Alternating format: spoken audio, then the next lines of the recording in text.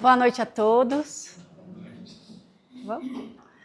Que a paz de Jesus esteja conosco nessa noite e que nos auxilie em toda essa semana.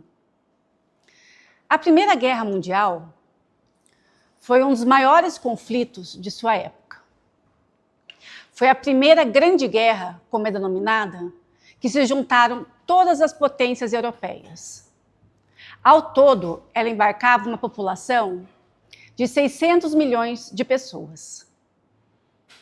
Durante o conflito, 10 milhões de combatentes faleceram e 6 milhões de civis. Foi uma guerra conhecida como a Guerra das Trincheiras, porque a luta não era como a luta moderna que nós vemos hoje. A luta acontecia no corpo a corpo, tete a tete. O combatente, ao se deparar com o inimigo, era preciso avançar em cima de outro ser humano. Não era por canhões, aviões, drones. Aqueles soldados não eram preparados como ninguém hoje seria, numa guerra dessa dimensão, para ir contra o seu oponente corpo a corpo. Foi uma guerra muito sangrenta. Devastou praticamente 10%, 15% da população europeia. Não há um país da Europa que tenha saído ileso da guerra. A título de curiosidade, o Brasil também enviou expedicionários para a Primeira Guerra Mundial. Nós todos conhecemos sobre a Segunda Guerra, mas na Primeira Guerra também estávamos lá. E é nesse cenário de lama, chuva, neve, a luta no tempo frio, que nos deparamos com o Padre Douali. Padre Douali era um irlandês que estava afiliado ao exército britânico. Ele era capelão. Foi convidado a ir à guerra para poder acalmar os combatentes, poder ajudá-los, poder fazer sacristia, rezar com eles. E ele fazia além, fazia curativos, ia até o campo de batalha para resgatar os soldados que tinham sido alvejados. Além disso, o Padre Douali foi um dos únicos que atravessaram a terra de ninguém, que era uma fronteira que separava a França da Alemanha. Uma fronteira que não existia, não havia uma barreira. Era um terreno vazio que poucos combatentes tiveram a coragem de atravessar. E Padre Douali foi um deles. Ele foi até o campo inimigo, não para matá-los, para consolá-los, para ajudá-los. Por conta de todo esse heroísmo durante a Primeira Guerra Mundial, e por ser conhecida pela sua bondade extrema, o Padre Douali foi um dos únicos civis a receber a condecoração de guerra ofertada apenas aos combatentes militares. Todos que o conheciam só conseguiam falar sobre a sua bondade, sobre o seu bom coração, sobre estar sempre disposto a ajudar ao próximo. Contudo, após a guerra, estudiosos do comportamento, diante de testemunhos, documentos, asseveravam que o Padre Douali era cometido de um transtorno psicológico. Durante a guerra, e até mesmo antes dela, ele se siliciava, ele se batia. A pergunta era, por que um homem tão bondoso, que ajudou tantas pessoas, se autoflagelava? E ele dizia que ele se sentia culpado pela guerra. Apesar de ter ajudado a todos, apesar de estar sempre disposto, ele se culpava. E uma forma dele se culpar era se autoflagelando. À época, não existia um nome para esse transtorno psicológico que acometia o padre Doualier. Era chamada simplesmente melancolia ou histeria. Ainda na Europa, nos deparamos com Franz Liszt, um grande compositor clássico. Liszt, então com 17 anos, se apaixonou perdidamente pela sua primeira namorada e estava convicto que iria se casar com ela. Foi então até o pai da pretendida e lhe pediu a mão da noiva em casamento. Porém, a mão de sua amada lhe foi negado. O pai não gostaria que a filha predileta dele se casasse com um músico de 17 anos. Ele queria que a filha se casasse com um conde. Afinal, ele precisava pensar em como ela se sustentaria. Franz Liszt ficou atordoado. A mulher que ele amava não poderia ser sua. Foi então até a sacristia e solicitou ao padre que o fizesse padre como ele. Ele queria então seguir o celibato. Já que ele não poderia ficar com a mulher que ele amava, nada melhor do que ficar escondido no mundo, em alguma aldeia distante, em algum lugar que não precisasse ter contato com ela. Mas o padre lhe negou, pois percebeu que o celibato não era a missão de vida de Liszt. Ele estava vendo o celibato por uma fuga. E novamente, com uma negativa, Franz Liszt, então com 17 anos, volta para sua casa e se tranca em seu quarto. Fica um ano deitado em sua cama, fitando as paredes.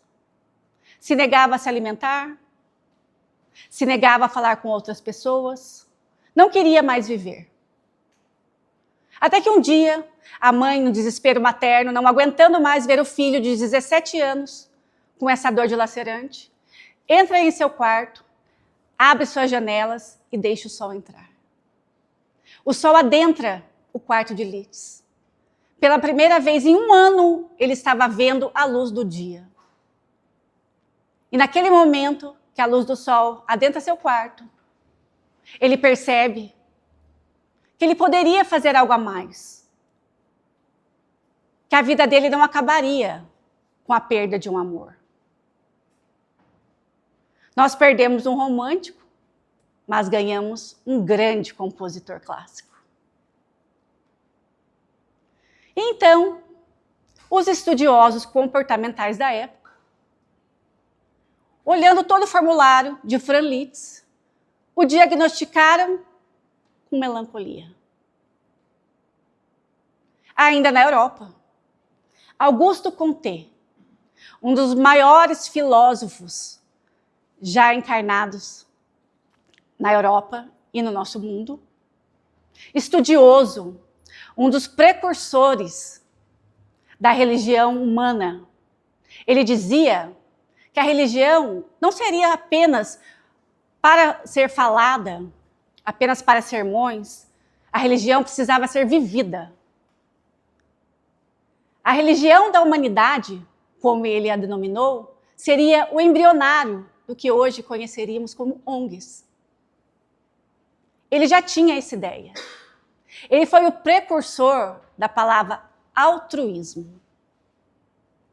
Auguste Comte era tão influente e importante para a sua época que a então nascente República Brasileira se apoiou no positivismo, a sua teoria para ser implantada no nosso Brasil República. A frase em nossa bandeira, ordem e progresso, reflete diretamente o pensamento positivista implementado por Auguste Comte. Ele era aclamado por toda a sociedade científica. Além da religião, da humanidade, das religiões, ele também acreditava que as religiões deveriam ter um caráter científico. Não bastava a fé pela fé. Não bastava ter rituais apenas por ter rituais.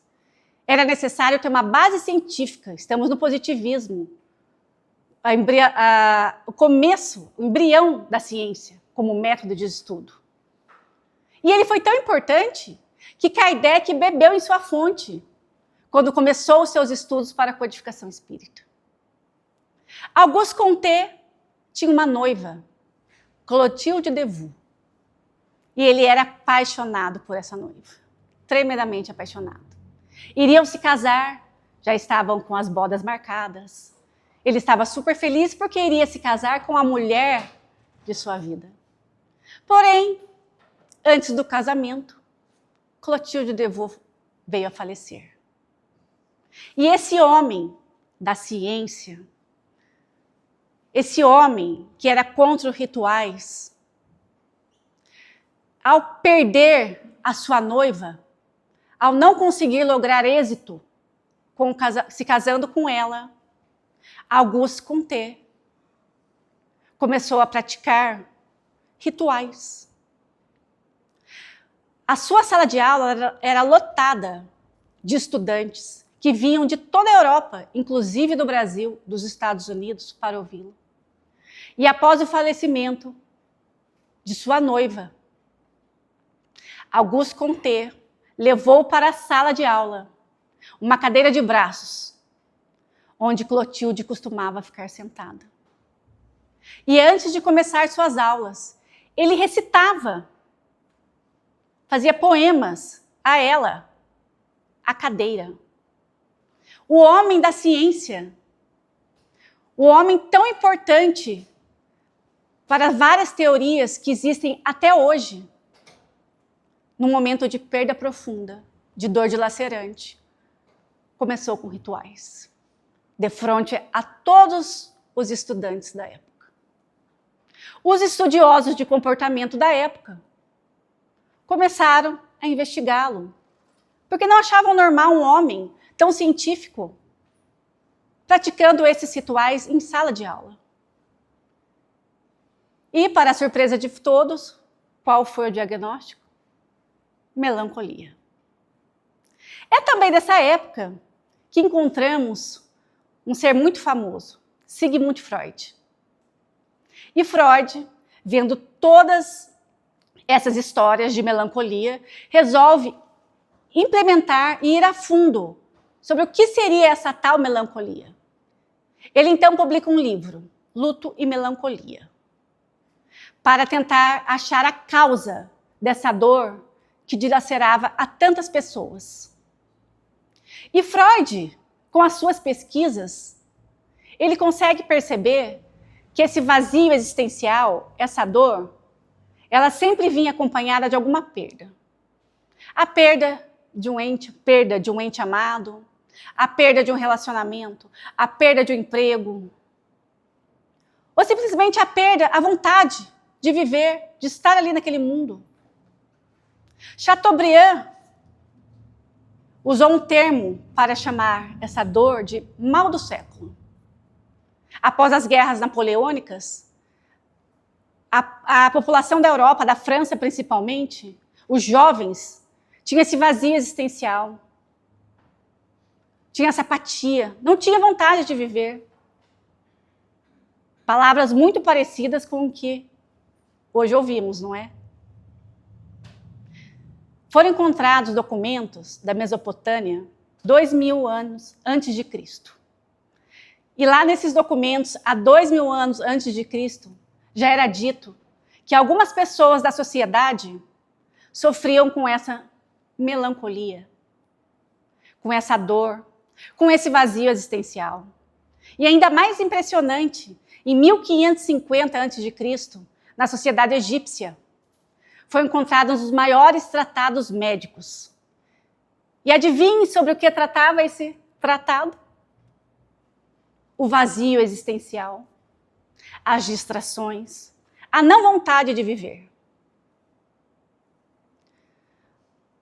Na questão 118 do Livro dos Espíritos, e na 194, Kardec pergunta aos espíritos: é possível a nós espíritos retroagirmos? E a resposta é não. Ou evoluímos ou estacionamos. Retroagir, não.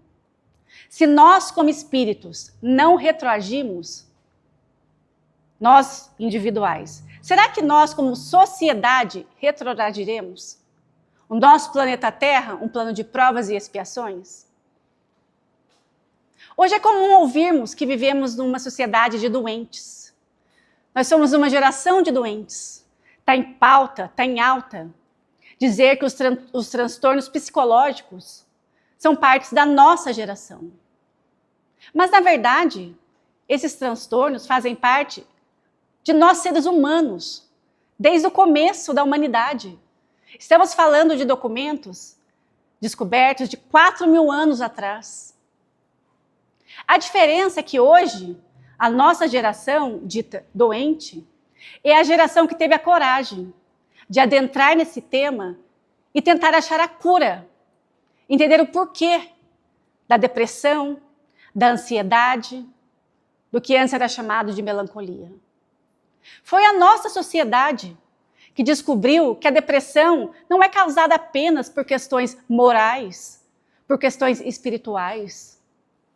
Ela é também um problema terreno do nosso corpo. Biólogos já descobriram que a depressão no cérebro é a falta de alguns neurotransmissores, serotonina, neuroadrenalina, dopamina. Nós, como sociedade, tivemos esta coragem, claro, com todo o conhecimento científico que já acompanhou a evolução da humanidade, mas nós tivemos a coragem de adentrar.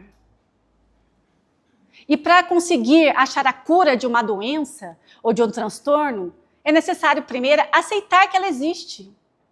Não tratá-la como uma melancolia, uma histeria, não tratá-la colocando as pessoas que tinham esse transtorno em manicômios. Foi a nossa sociedade que aboliu os manicômios. Nós somos uma sociedade doente? Nós regredimos, como muitas vezes ouvimos? Será? É a nossa sociedade que achou a cura. Talvez não uma cura total, porque nós não somos perfeitos, nós somos imperfeitos, mas é aquela que resolveu olhar para dentro de si.